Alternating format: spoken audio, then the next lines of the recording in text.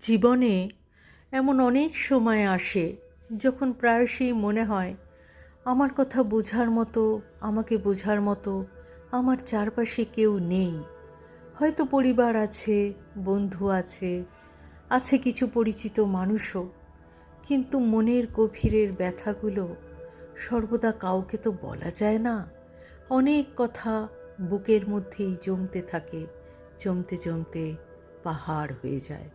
এমত অবস্থায় পরম পূজনীয় স্বামী ভূতেশানন্দজি মহারাজের একটি অমূল্য উপদেশ তিনি প্রায়শই বলতেন তার ভক্তদের কাছে।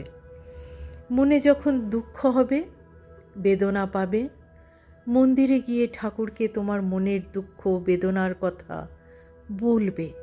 উত্তরে তিনি যা বলবেন তা শোনার মতো কান তোমার তৈরি হয়নি ঠিকই, কিন্তু নিশ্চিত জানবে তিনি তোমার কথা শুনছেন, শুনছেন, শুনছেন। কি আশ্চর্য আশ্বাস! আমরা হয়তো সঙ্গে সঙ্গে উত্তর পাই না ঠিকই, অলৌকিক কিছু চোখেও দেখি না, তবুও আন্তরিক প্রার্থনার পরে মনটা যেন ক্রমশ হালকা হতে থাকে। এটাই হয়তো ভক্তির শক্তি।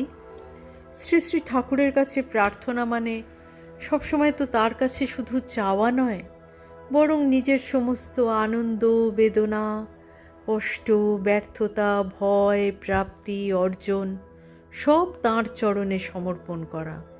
তিনি বিচার করেন না, তিরস্কারও করেন না, তিনি শুধু শোনেন, আর অনেক সময় নীরবতার মধ্য দিয়েই আমাদের শক্তি দেন।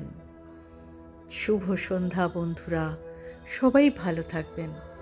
জয় শ্রী ঠাকুর রামকৃষ্ণ, জয় শ্রী শ্রী মা